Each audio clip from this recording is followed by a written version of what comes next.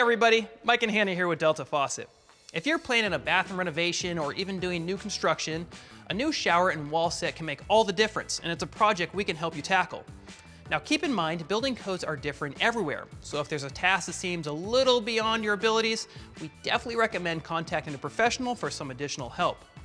You can also make sure you're totally comfortable with all of these steps by reviewing this video before fully diving in.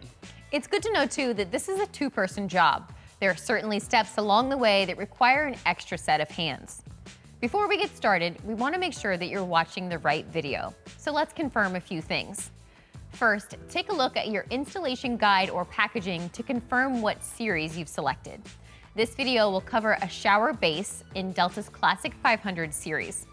Today we're installing a 36 by 36 shower base, but this video will also work for Delta's Classic 500 32 by 32 and 48 by 34 shower bases.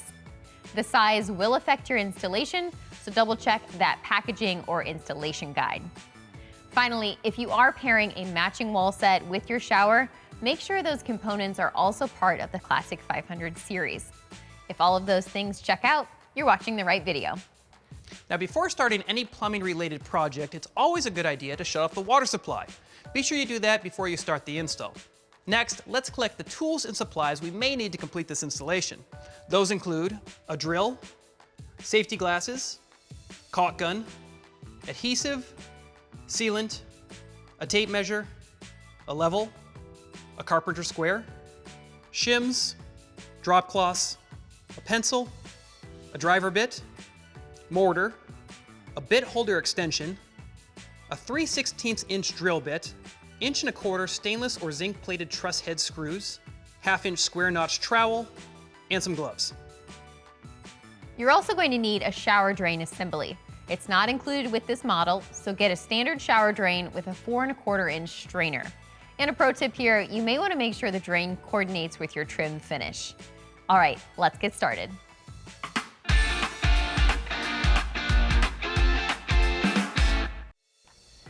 The first step we're going to do is make sure that our walls are plumb and square and that our subfloor is level. So to make sure our walls are plumb, I'm going to use my long level here, placing it flat along each one of my framing locations, making sure I have good even contact and also that nice and plumb. Now I'm going to continue the same steps around each one of my framing locations, making sure everything looks good in my opening. Second, I want to make sure my opening is square. So to do this, I'm going to use my Carpenter square. I want to start at the bottom here in the back corner, place it along my bottom plates, making sure I have good even contact along the side and the back of my Carpenter square. I also think it's a good idea to go ahead and check about halfway up your opening as well.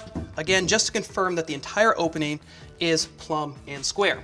Now once you check the other side and everything's looking good, you can go ahead and move on. However, if anything looks a little bit out of whack and needs to be adjusted, now's the time to make those adjustments because it's going to make your life a lot easier and make sure that the install goes smoothly down the road. Okay, now we're going to check to make sure our subfloor is level. So I've got a shorter level here. I'm going to check our back, making sure that the bubble is in between the lines. I'm going to check both sides.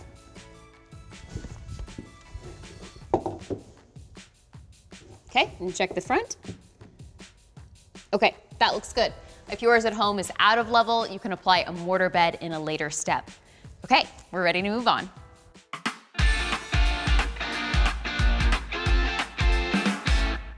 Now we're going to dry fit our base. So we're going to slide it into our opening,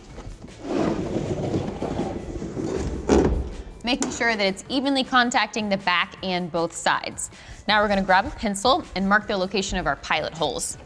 So I'm going to make a mark in the center of the flange at each one of our stud locations. Now one thing I want to point out is we want to make sure that we have a connection point along the front edge of our shower base. So in our instance here, we had to add this little bit of additional blocking to make sure we had that spot to secure our base to our framing. Now if you're installing a wall set down the road, that's going to have its own requirements for some additional framing that we're going to add later. Just make sure you review the instructions to make sure any blocking we add now isn't going to interfere with those framing requirements down the road. If you're all set, we can go ahead and mark those locations on the front edge of the shower base on each side.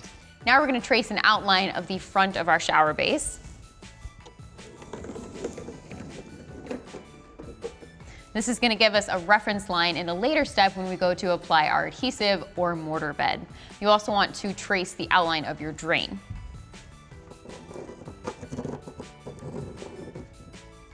Okay, now we can go ahead and pull our base out and drill our pilot holes.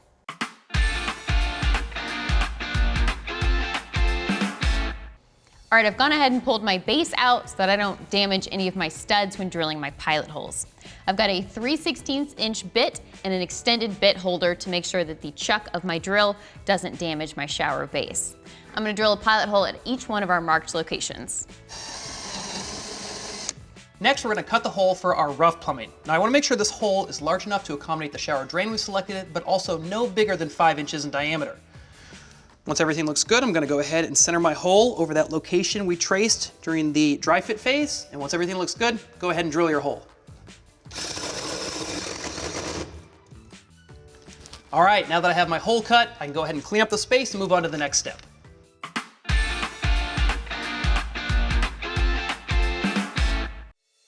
All right, so we've moved on and installed the drain into our shower base. Now to do this, I followed the instructions provided by the drain manufacturer. But one thing I want to point out is making sure that we don't use plumber's putty to make the connection between the drain and the shower base itself, because the plumber's putty can cause damage to the base.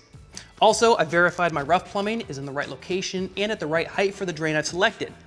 In this next step, I'm going to be dry fitting my base and my drain into my opening one last time, verifying that everything's coming together the way I want, because this is going to be our last opportunity to make any fine-tune adjustments. And to that end, I think it's a great idea to go ahead and pop off the grate if you have a removable one on the drain you've chosen, because it makes it that much easier to look down through your drain and verify everything's coming together exactly how we want it. So, once everything looks great, let's go ahead and dry fit our base into our opening one last time. Okay, I've got my shower base dry fit for the final time. Now there's 2 things I'm going to check for. First, making sure that my rough plumbing and my drain are coming together perfectly to form a nice watertight connection.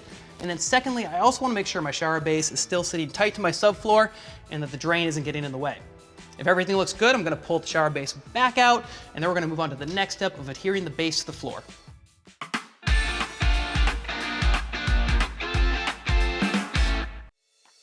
All right, now we can move on to adhering our shower base. So to do this, you have 2 options. The first, if your alcove is perfectly level, is using a construction adhesive.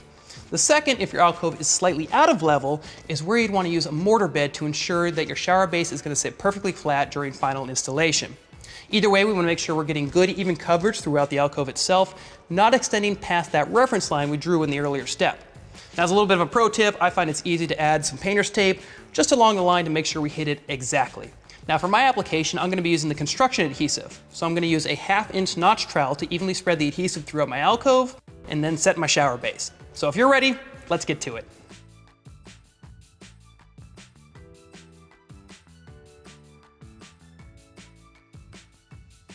Okay, so I've evenly spread my adhesive throughout my alcove and also removed my painter's tape. So I'm just about ready to set my shower base. Before I do that though, I also want to make sure I've applied any required cement to all of my rough plumbing connections as well as my drain, so when all of this comes together, it makes a permanent watertight seal. So, if you've done all that and you're ready, let's go ahead and get to it. Now as I lower my shower base, I want to make sure that not only is my shower base fully pushed back within my alcove, but also that my rough plumbing is coming together perfectly with my drain. So again, I'm going to look down through my drain hole to ensure that I'm getting a perfect connection.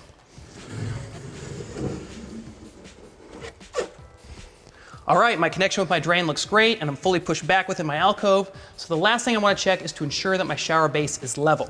To do this, I'm going to use my level, place it along the back of my shower base, right along the deck on each side, and then finally also the front. Okay, everything's looking great and level, so I can go ahead and move on to the next step.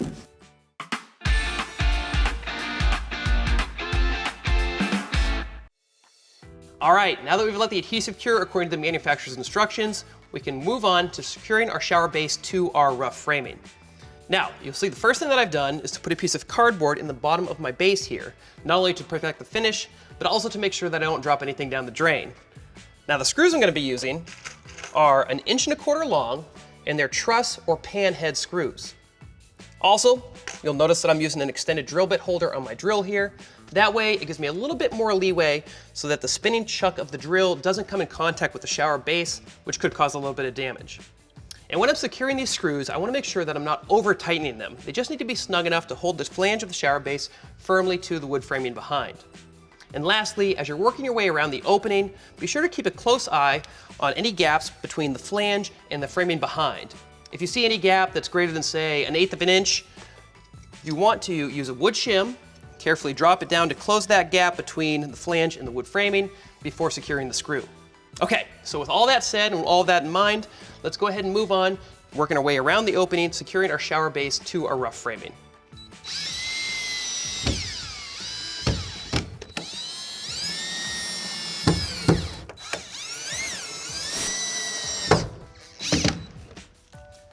All right, I've got my screws all secured into place, and I've scored and snapped off any shims I may have used. So at this point, that about wraps up the installation, but there is one final step that comes after your finished floors and your finished walls are in place. So once your finished floors are in place, you want to make sure you add a bead of sealant along the front edge between the seam of the shower base and the finished floors from side to side. And on the finished walls, if you're using something other than the matching wall set, something like tile, be sure to add a bead of sealant between the seam of the walls to the shower base, all along the inside here as well. All right, that wraps up this portion of the installation. The next phase is to install the Delta 500 shower wall set. If you're ready to move on, check out our separate video for that. And as always, if you have any additional questions, you can always reach out to the Delta Faucet customer service team. They're more than happy to help.